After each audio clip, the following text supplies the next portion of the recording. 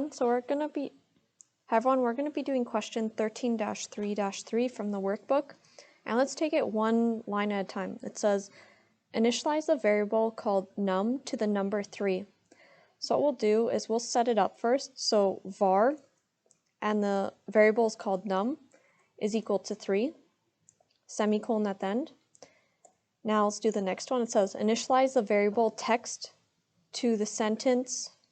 So we'll say var text is equal to the sentence below. So we want to use, and back over here at the end it says use backticks.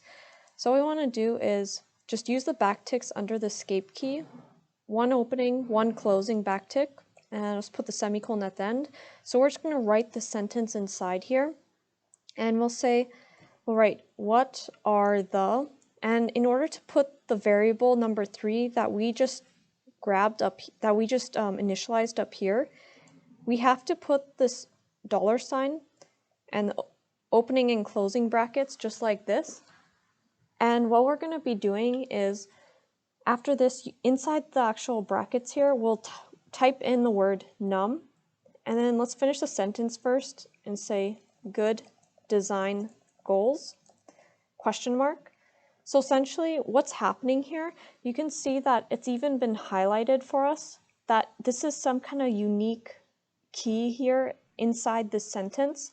So whenever you're using backticks, you have to use the $sign and these curly brace brackets in order to grab the variables that we have initialized at the top here. So then it allows us to put this number 3 within the sentence.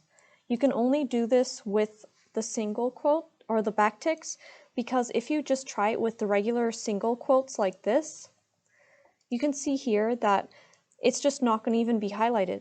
And if we try to console.log out text right now, I'll show you what happens if we type node test.js. You can see here it actually just shows us plainly that it's the $sign and the brackets. We don't want that. We want the actual value 3. In order to do that, you can only do that with the backticks. These are unique writing conventions in order for us to use that $sign and curly brace brackets. Now when we save it and we run the node test.js again, you can see here we actually get the number 3